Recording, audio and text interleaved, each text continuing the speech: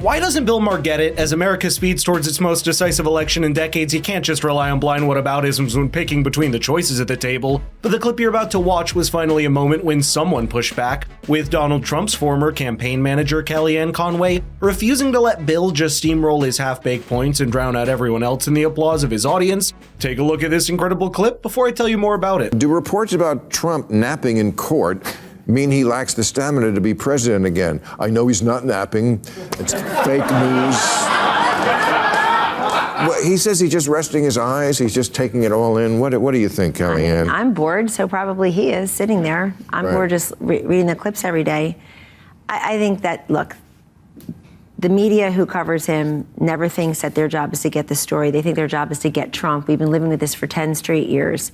I think that's less important than all the polls that show people don't think Joe Biden's got the energy, agility, acuity. I don't think anybody would disagree with that. That probably Joe Biden's voters are not for Trump more than for Biden. I don't think there's a single hidden Joe Biden voter in this country. I think there are millions of hidden Trump voters in this country. Was it Bill Maher just earlier this year who was plastered and criticized all over the news for calling Joe Biden cadaver-like on The View? He even remarked that Donald Trump, despite being the same age as Biden, still doesn't present as old, which is a rare window into what he actually thinks on the age debate between the likely candidates. By the way, subscribe to the channel for more discussions like this. And yet it's incredible to see him turn so quickly, somehow equating a supposed nap at a long trial to the multiple embarrassing gaffes and freeze-ups that we've seen from the sitting president. Trump himself responded to people comparing his age or health to Biden, saying, and I quote, "Contrary to fake news media, I don't fall asleep during the crooked DA's witch hunt, especially not today. I simply close my beautiful blue eyes, listen intensely, and take it all in." That's funny because he's playing on the same things that he knows annoy his detractors, especially with Joe Biden's age and health that have become a serious political debate in the past year.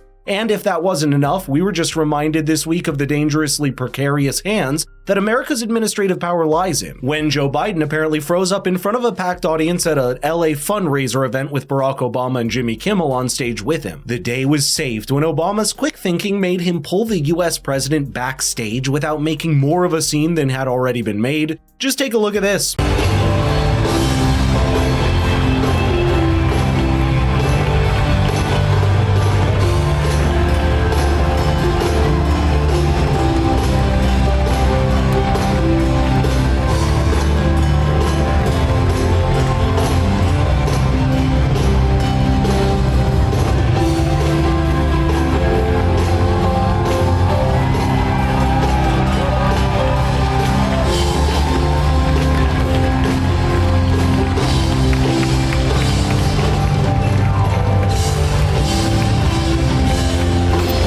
That forced smile and quiet walk back, you can just sense Obama wishing Joe Biden can make those few feet backstage without tripping, but that's besides the point. Something like this is anything but amusing when you think about it. And that's why Bill Maher's attempt to equate the age and vigor of the two presidential candidates lands flat with people that know where he's coming from. Kellyanne Conway knew now that she had to push back. Look at the polls. People think Joe Biden is not up to the job, whether it's confidence in his competence or just the sheer energy to move from point A to point B. I think it's weird that he shakes hands with the air, never seems to know what's going on and where he's going. I think his family should step in and say, why don't we enjoy the last years of your life, which I hope are 30 more for him, God bless him, but why don't we enjoy those not in the Oval Office with your fingers on the nuclear codes, but maybe in Rehoboth where he spends a lot of time anyway.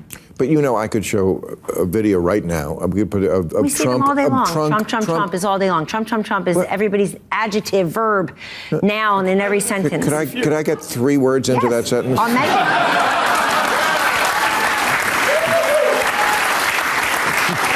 I could put together, and people have, a video of Trump looking absolutely just as senile and doing crazy senile. And of course, Joe Biden is not actually crazy. Your guy is actually crazy. Trump derangement syndrome works both ways.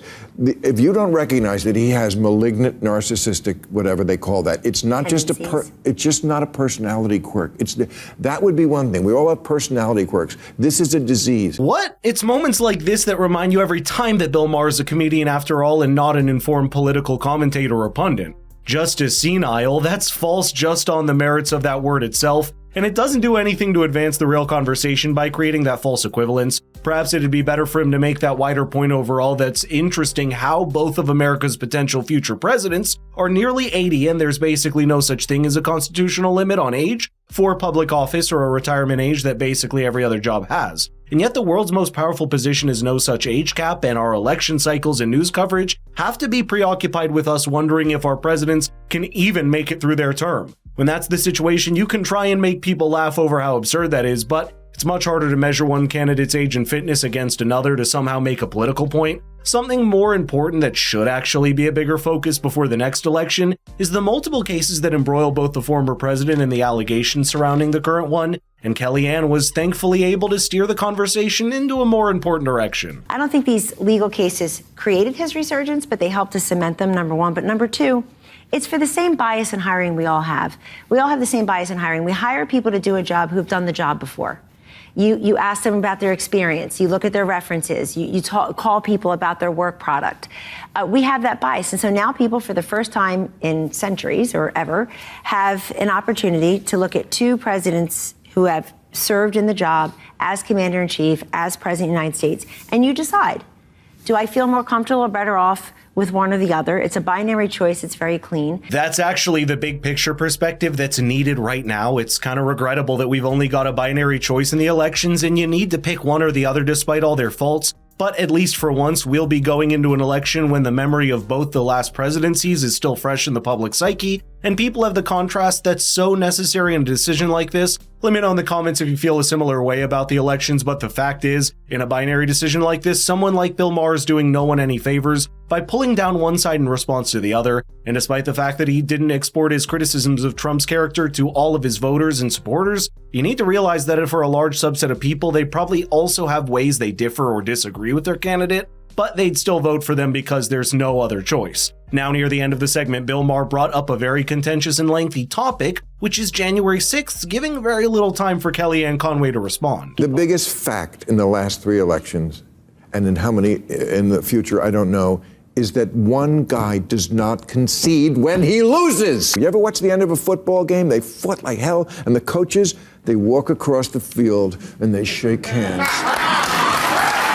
They don't want to do it. It hurts like hell. And they do it.